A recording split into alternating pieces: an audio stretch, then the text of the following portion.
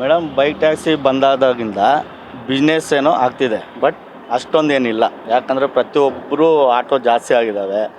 ಮತ್ತು ಬೈಕ್ ಟ್ಯಾಕ್ಸಿಯಿಂದ ತೊಂದರೆ ಏನಪ್ಪ ಅಂದರೆ ಇಲ್ಲೀಗಲ್, ಅದು ಲೀಗಲ್ ಅಲ್ಲ. ಕರೆಕ್ಟಾ? ಇಲ್ಲೀಗಲಿಂದ ನಡೀತಾ ಇರೋದು. ಅದಕ್ಕೋಸ್ಕರ ನಂಗೆ ತೊಂದರೆನೇ. ಅದು ನಿಂತಿದ್ದದ್ದು ಒಳ್ಳೆಯದೇ.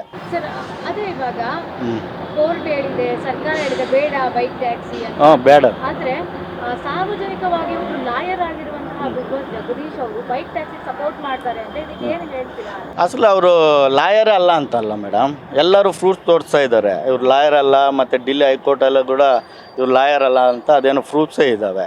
ಏನು ನಾವೇನು ಅಷ್ಟೊಂದೇನು ಓದಿಲ್ಲ, ಬಟ್ ಎಲ್ಲ ಪ್ರೂಫ್ಸ್ ಇಟ್ಕೊಂಡು ಮಾತಾಡ್ತಾ ಇದ್ದಾರೆ ಅಲ್ಲೇ. ಅವ್ರು ಲಾಯರೇ ಅಲ್ಲ ಅಂತ ಇದ್ದಾರೆ. ಮತ್ತು ಲಾಯರ್ ಆಗಂಗಿದ್ರೆ ಹೋಗಲ್ಲಿ ಕೋರ್ಟಲ್ಲಿ ಟೂ ವೀಲರ್ ಅವರು ಜಡ್ಜ್ ಮಾಡ್ಬೋದಲ್ಲ. ಟೂ ವೀಲರ್ ಸಪೋರ್ಟ್ ಇದು ಸುಮ್ಮನೆ ಫೇಸ್ಬುಕ್ಕಲ್ಲಿ ಬಂದುಬಿಟ್ರೆ ಅದು ಹೆಂಗೆ ಲಾಯರ್ ಆಗ್ತಾರೆ? ಅವ್ರು ಆ ಕೇಸ್ ಒಪ್ಕೊಂಡು ಇದು ಮಾಡ್ಬೋದಲ್ಲ. ಅದು ಇಲ್ಲೀಗಲ್ ನಡೀತಾ ಇದೆ ತಾನೇ, ಎಲ್ಲರಿಗೂ ಗೊತ್ತು. ಚಿಕ್ಕ ಹುಡುಗರಿಗೂ ಗೊತ್ತು, ದೊಡ್ಡವ್ರಿಗೂ ಗೊತ್ತು ಇಲ್ಲೀಗಲ್ ಅಂತ. ಎಷ್ಟೋ ಜನ ಇದೆ ಅದು ಇಲ್ಲೀಗಲ್ ಅಂತ. ಅಂದ್ರೆ ಯಾಕೆ ಈ ರೀತಿ, ಅಂದ್ರೆ ಆಟೋದವ್ರು ಕಂಡ್ರೆ ಯಾಕೆ ಅವರಿಗೆ ಆಗಲ್ಲ, ಅಥವಾ ಯಾಕೆ ಈ ರೀತಿ ಮಾಡ್ತಿದ್ದಾರೆ ಅಂತ ಪ್ರಶ್ನೆ ಇಲ್ಲ ಮೇಡಮ್. ಅದು ಏನಂದರೆ ಅವನು ಮೊನ್ನೆ ಒಂದು ಮಾತು ಹೇಳ್ದ ಜಗದೀಶು, ಆಫ್ಟರ್ ಆಲ್ ಆಟೋ ಅಂತ. ಗೊತ್ತಾ? ಆಫ್ಟರ್ ಆಲ್ ಆಟೋ ಡ್ರೈವರ್ಸ್ ಅಂತ. ಅವ್ರಿಗೆ ಗೊತ್ತಿಲ್ಲ ಇಡೀ ಪ್ರಪಂಚದಲ್ಲಿ, ಬರೀ ಇಂಡಿಯಾ ಅಲ್ಲ, ಇಡೀ ಪ್ರಪಂಚದಲ್ಲಿ ಎಲ್ಲೇ ಹೋಗಲಿ ಡ್ರೈವರಿಂದನೇ ಮುಕ್ಕಾಲು ಭಾಗ ಜೀವನ ನಡೀತಾ ಇರೋದು. ಡ್ರೈವರ್ ಒಂದು ದಿವಸ ಏನೇ ಆಗಲಿ ಓಡಿಸ್ದಂಗೆ ಇಲ್ಲ, ಮತ್ತೆ ಪ್ರಪಂಚನೇ ಸ್ಥಗಿತ ಆಗುತ್ತೆ. ಡ್ರೈವರ್ ಬೆಲೆ ಗೊತ್ತಿಲ್ಲ ಅವನಿಗೆ. ಅವನೇನೋ ಕೋಟಿಗೆ ಇರ್ಬೋದು, ನಾವು ಒಂದು ಕೂಟ್ಗೆ ಇವತ್ತು ದುಡಿದ್ರೇ ನಾಳೆ ನಮ್ಗೆ ಊಟ ಸಿಗೋದು. ಇವತ್ತು ಹೋಗಿಲ್ಲ ಅಂದರೆ ನಾಳೆ ಊಟ ಇರಲ್ಲ ನಮ್ಮ ಮನೇಲಿ. ಆ ಥರ ನಮ್ಮ ಆಟೋದವ್ರ ಬದುಕು. ಏನೋ ಲಕ್ಷದಲ್ಲಿ ಒಬ್ಬರೋ ಇಬ್ಬರೋ ಇರ್ತಾರೆ ದುಡ್ಡಿರೋರು, ಏನೋ ಟೈಮ್ ಪಾಸ್ ಕೊಡ್ಸೋರು. ಅಷ್ಟು ಬಿಟ್ಟರೆ 199 ಜನ ಒಂದೊತ್ತು ಊಟಕ್ಕೆ ಮಾಡ್ತಾ ಇರೋದು, ಅವ್ರ ಫ್ಯಾಮಿಲಿಗಳು ನೋಡ್ಕೊಳ್ಳೋಕ್ಕೆ ಮಾಡ್ತಾ ಇರೋದು. ಇಷ್ಟೆಲ್ಲ ಕಷ್ಟಪಟ್ಟು ಮನೆ ಮಟನೆಲ್ಲ ಮಾಡ್ಕೊಂಡು ಲೋನಲ್ಲಿ ಆಟೋ ತಗೊಂಡು ಇಷ್ಟು ಕಷ್ಟಪಡ್ತಿರ್ತೀರ ನೀವು.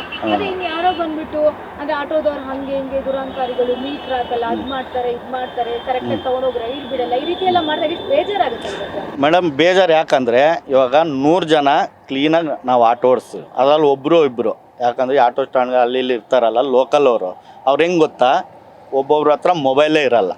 ಮೀಟ್ರ್ ಹಾಕ್ಕೊಂಡು ಓಡಿಸೋರು ಎಷ್ಟೋ ಜನ ಇದ್ದಾರೆ, ಈಗಲೂ ಇದ್ದಾರೆ. ಬೇಕಂದರೆ ಮೆಜೆಸ್ಟಿಕ್ ಹೋಗೋಣ, ಇಲ್ಲಾಂದರೆ ರೈಲ್ವೆ ಸ್ಟೇಷನ್ ಮೀಟ್ರ್ ಹಾಕೋರು ಓಡಿಸೋರು ಇದ್ದಾರೆ.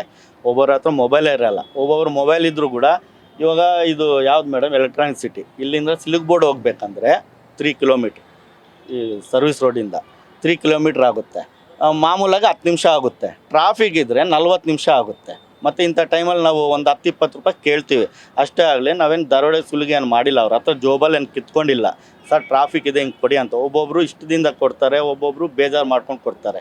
ಅಷ್ಟೇ ಆಗಲಿ 10 ನಿಮಿಷ ಆಗೋದು 40 ನಿಮಿಷ ಅಂದರೆ ಅಲ್ಲಿ ನಮ್ಮ ಗ್ಯಾಸ್ ಎಷ್ಟು ಖರ್ಚಾಗುತ್ತೆ? ಇವಾಗ ಗ್ಯಾಸ್ ಎಲ್ಲ ರೈಜು, ಪ್ರತಿಯೊಂದು ರೇಷನ್ ಐಟಮು ರೈಜ್ ಆಗಿದೆ. ನಮ್ಗೆ ಯಾರು ಕೊಡ್ತಾರೆ ಹೇಳಿ? ಇದರಲ್ಲೇ ದುಡಿಬೇಕು, ಮಕ್ಕಳನ್ನ ಇದರಲ್ಲೇ ಓದಿಸ್ಬೇಕು, ನಾವು ಫ್ಯಾಮ್ಲಿ ನೋಡ್ಕೋಬೇಕು, ಬಾಡಿಗೆ ಕಟ್ಟಬೇಕು, ಎಲ್ಲ ಇದು ಮಾಡಬೇಕು. ಆಟೋದಲ್ಲಿ ನಂಗೆ ಬರೋದೇ 1000-1500 ರೂಪಾಯಿ. ಅದು ಕ್ಲೀನಾಗಿ ಓಡಿಸ್ರೆ, ಟ್ರಾಫಿಕ್ ಇರಲಿ ಏನೇ ಇರಲಿ ಹೋಗೋಣ ಅಂತ ಏನೋ ತೊಂದರೆ ಇರುತ್ತೆ, ಅದು ಹೋದರೆ ಬರೋದೇ ಅಷ್ಟು. ಆ 1000-1500 ರೂಪಾಯಲ್ಲಿ ನಾವು ಬಾಡಿಗೆ ಕಟ್ಟೋಣ, ಇಲ್ಲಾಂದರೆ ನಾವು ಮನೆ ಊಟಕ್ಕೆ ಇಟ್ಕೊಳ್ಳೋಣ, ಇಲ್ಲಾಂದರೆ ಓದಿಸ್ಬೇಕಾ ಮಕ್ಳಿಗೆ? ಏನು ಮಾಡ್ಬೇಕು ಹೇಳಿ? ಏನೂ ಆಗಲ್ಲ. ಬಟ್ ನಾವು ಇದನ್ನೇ ನಂಬ್ಕೊಂಡಿದ್ದೀವಿ, ಮಾಡ್ತಾಯಿದ್ವಿ, ಜೀವನನ ಕಳ್ಕೊಂಡು ಹೋಗ್ತಾಯಿದ್ವಿ ಅಷ್ಟೇ ಹೊತ್ತು. ಇದರಲ್ಲಿ ಕರೋಡಪತಿ ಆಗ್ತೀವಿ ಅನ್ನೋದಂತೂ ಸುಳ್ಳು ಅಷ್ಟೇ. ಅದು ಅವ್ರಿಗೆ ಗೊತ್ತಾಗ್ಬೇಕು ಮೇಡಮ್. ಯಾಕಂದರೆ ಎಲ್ಲೇ ಒಂದು ಸಣ್ಣ ಆ್ಯಕ್ಸಿಡೆಂಟ್ ಆಗಲಿ ಫಸ್ಟು ಬರೋದೇ ನಾವು ಆಟೋದವರು. ಅವನು ಬಿದ್ದೋಗಲಿ ಇನ್ನೊಂದಾಗಲಿ ಕೈ ಕಾಲು, ಇವಾಗ 2 ವೀಲರ್ ನಿಲ್ಲಿಸಿದ್ರೆ ಯಾಕೆ ಅಂತ, ಅದು ಇಲ್ಲಿಗೆಲ್ಲ ನಡೀತಾ ಇರೋದು. ಅದೇ 2 ವೀಲರ್ ಬೀಳಲಿ, ಮತ್ತೆ ಅವ್ನು 2 ವೀಲರಲ್ಲಿ ಹಾಸ್ಪಿಟ್ಲ್ ಕರ್ಕೊಂಡೋಗಿ ಹೋಗುತ್ತಾ? ಆಗಲ್ಲ.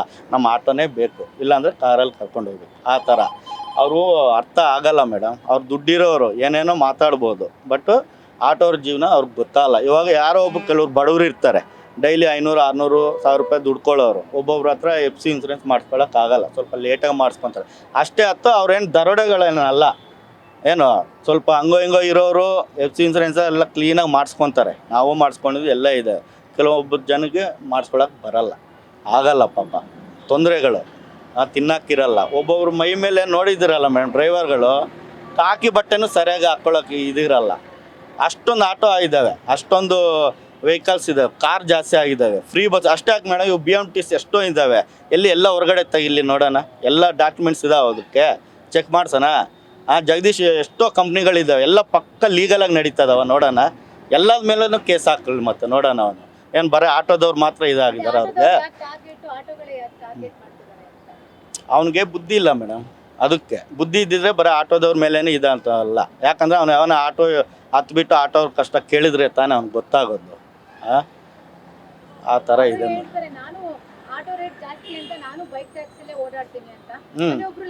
ಅಲ್ಲ ಮೇಡಮ್, ಬೈಕ್ ಟ್ಯಾಕ್ಸಿದಲ್ಲಿ ಎಲ್ಲಿ ಕಮ್ಮಿ ಇದೆ ರೇಟು? ಇವಾಗ 100 ರೂಪಾಯಿ ಆಟೋದಲ್ಲಿ ತೋರಿಸ್ರೆ 80 ರೂಪಾಯಿ ತೋರಿಸ್ತಾನೆ ಬೈಕಲ್ಲೇ. ಮತ್ತು ಹೆಂಗೆ ಕಮ್ಮಿ ಆದಂಗೆ 20 ರೂಪಾಯಿ ಅದು ಹೆಂಗೆ? ಇವಾಗ ಅವನು ಮೀಟ್ರು ಬರೀ 9 ರೂಪಾಯಿ 8 ರೂಪಾಯಿ ಅಂತ ಹೇಳಿದ್ದು, ಅದರಲ್ಲಿ ಕೂಡ 13-14 ರೂಪಾಯಿ ತೋರಿಸ್ತಾನೆ. ಪೀಕ್ ಅವರಲ್ಲಿ ಇದು ಮಾಡ್ತಾನೆ. ಮತ್ತು ಬೈಕ್ನವ್ರು ಎಲ್ಲ ಕಡೆನೂ ಬರ್ತಾರಂತಾರೆ, ಎಲ್ಲೂ ಬರಲ್ಲ ಮೇಡಮ್. ಇವಾಗ ಎಕೋಪೇಸ್ ಬೆಳಂದೂರಲ್ಲಿ ಅಲ್ಲಿ ಕೆಲಸ ಮಾಡೋರು ಇಲ್ಲಿ ಆನ್ ಮಾಡ್ಕೊತಾನೆ, ಅಲ್ಲಿಗೆ ಹೋಗೋನು ಅಲ್ಲಿಗೆ ಹೋಗಿ ಬೈಕ್ ಹಚ್ಕೊತಾನೆ ಹೊತ್ತು. ಇವಾಗ ಮೆಜೆಸ್ಟಿಕ್ ಹೋಗ್ಬೇಕು, ಅವ್ನು ಹೋಗಲ್ಲ. ಎಷ್ಟೋ ಜನ ಬೈಕ್ ಅವರು ಅವ್ರಿಗೆ ಎಲ್ಲೆಲ್ಲಿ ಮನೆ ಇದೆ, ಎಲ್ಲಿ ಹತ್ರ ಇದೆ, ಎಲ್ಲಿ 10 ರೂಪಾಯಿ ಟಿಪ್ ಬರುತ್ತೆ ಅಂಥ ಜಾಗಕ್ಕೆ ಹೋಗ್ತಾನೆ. ಆಗಲಿ ಇಲ್ಲಿಂದ ಜಯನಗರ ಹೋಗಬೇಕು, ಹೋಗಲ್ಲ ಅವನು. ಜಯನಗರ ಇರೋ ಹತ್ರನೇ ಓಡಿಸ್ಕೊತಾರೆ, ಇಲ್ಲಿ ಎಲ್ಲೂ ಓಡಿಸ್ತಾ ಇಲ್ಲ ಮೇಡಮ್. ಬೈಕ್ನವ್ರು ಎಲ್ಲ ಕಡೆನೂ ಬರಲ್ಲ, ಸುಮ್ಮನೆ ಹೇಳ್ತಾರೆ ಅಷ್ಟೇ. ಎಲ್ಲಿ ಬರ್ತಾರೆ? ಅವೆಲ್ಲ ಸುಳ್ಳು ಮೇಡಮ್. ಅವ್ರಿಗೆ ಎಲ್ಲೆಲ್ಲಿ ಇಷ್ಟ ಆಗುತ್ತೆ ಅಲ್ಲಿಗೆ ಹೋಗ್ತಾರೆ. ಆಗಲಿ ಬೈಕ್ನವ್ರು ಬರ್ತಾರೆ ಅಂದರೆ ಯಾರು ಬೈಕ್ನವ್ರು ಯಾರು ಜನ ಹೋಗ್ತಾ ಇರ್ತಾರೆ ಹಳ್ಳಿಗಳಿಂದ, ಎಷ್ಟೋ ಜನ ಬಸ್ನವ್ರು ಇಳ್ದಿರ್ತಾರೆ. ಫಸ್ಟ್ ಕೇಳೋದೆ ನಮ್ಮ ಆಟೋದವ್ರನ್ನ. ಇವಾಗ 100 ರೂಪಾಯಿ ಆಗೋ ಕಡೆ ಒಂದು 20-30 ಹಾಕ್ಕೊಡಂದ್ರೆ ಹಳ್ಳಿದವ್ರು ಆರಾಮಾಗಿ ಕೊಡ್ತಾರೆ. ಇಲ್ಲಿ ಇರೋ ಜನಕ್ಕಿಂತ ಹಳ್ಳಿಯವರೇ ಮೇಳು. ಟ್ರಾಫಿಕ್ ಇದೆ, ಏನೋ ಒಂದು 20 ರೂಪಾಯಿ ಆಯ್ತು ನಡಿಯಪ್ಪ ಕೊಡೋಣ, ನಮ್ಗೆ ಅದು ಯಾಪು ಗೊತ್ತಾಗಲ್ಲ, ಏನೂ ಗೊತ್ತಾಗಲ್ಲ, ಬುಕ್ ಮಾಡೋದು ಬರಲ್ಲ ಅಂತ ಹಳ್ಳಿಗಳಿಂದ ಬಂದಿರೋರು ಆರಾಮಾಗಿ ಕೊಡ್ತಾರೆ. ಈ ಸಿಟಿಯಲ್ಲಿರೋರೆ ಅತಿ ಬುದ್ಧಿ. ಅದು ಬೇರೆ, ಇವಾಗ 4 ಆಟೋ ಬುಕ್ ಮಾಡ್ತಾರೆ ನಮ್ಮ ಹತ್ರ. ಓಲಾ, ಊಬರ್, ರ್ಯಾಪಿಡೋ ಒಬ್ಬರೇ. ಇವಾಗ ಒಂದು ನಮ್ಮ ಹತ್ರಲ್ಲಿ 100 ರೂಪಾಯಿ ತೋರಿಸಿರ್ತಾನೆ, ಇನ್ನೊಂದರಲ್ಲಿ 90 ರೂಪಾಯಿ ತೋರಿಸ್ತಾನೆ. 4 ಆಟೋನು ಬಂದಿರ್ತೀವಿ, 1 ಕಿಲೋಮೀಟ್ರ್ 2 ಕಿಲೋಮೀಟ್ರ್ ಪಿಕಪ್ ಹೋಗಿ ಬಂದಿರ್ತೀವಿ. ಯಾವ್ದ್ರಲ್ಲಿ 10 ರೂಪಾಯಿ ಬೇಗ ಕಮ್ಮಿ ಇರುತ್ತೋ ಅದಕ್ಕೆ ಹತ್ಕೊತಾನೆ. ಯಾರು ಫಸ್ಟ್ ಬಂದಿರ್ತೋ ಅದು 3 ಆಟೋರು ಕ್ಯಾನ್ಸಲ್ ಮಾಡಬೇಕು. ಆ ಥರ ಆಗ್ತಾರೆ ಜೀವನ. ಅವ್ರಿಗೇನು ಗೊತ್ತಿರಬೇಕು? ಇವಾಗ 20 ಕಿಲೋಮೀಟ್ರ್ ಡ್ರಾಪ್ ಕೊಟ್ಟಿರ್ತಾನೆ, ನಾವು 2 ಕಿಲೋಮೀಟ್ರ್ ಪಿಕಪ್ ಹೋಗಿರ್ತೀವಿ. ಏನೋ 20 ಕಿಲೋಮೀಟ್ರ್ ಡ್ರಾಪ್ ಆದರೂ 300 ರೂಪಾಯಿ ಒಂದೇ ಸಲ ಬರುತ್ತಾ ಅಂತ ಅಲ್ಲ. ಆದರೂ ಅಲ್ಲಿ ಹೋಗೋ ಅಷ್ಟರಲ್ಲಿ ಕ್ಯಾನ್ಸಲ್. 2 ಕಿಲೋಮೀಟ್ರ್ ಲಾಸೇ ತಾನೇ ನಮಗೆ. ಮತ್ತು ಆ ಲಾಸಿಂದ ಯಾರು ಕೊಡ್ತಾರೆ ನಮಗೆ? ಅವೆಲ್ಲ ತಿಳ್ಕೊಬೇಕಲ್ಲ.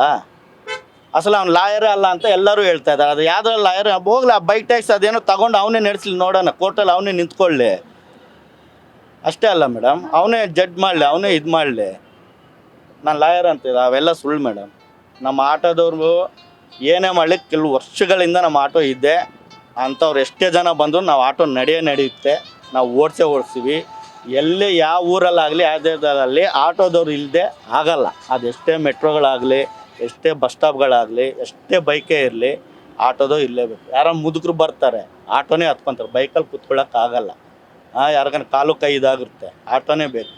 ಮತ್ತು ಹೆಂಗೆ ಬೈಕ್ ಟ್ಯಾಕ್ಸಿ ಬೇಕು, ಆಟೋ ಬೇಡ ಅಂದ್ರೆ ಯಾವನು ಕೇಳ್ತಾನೆ?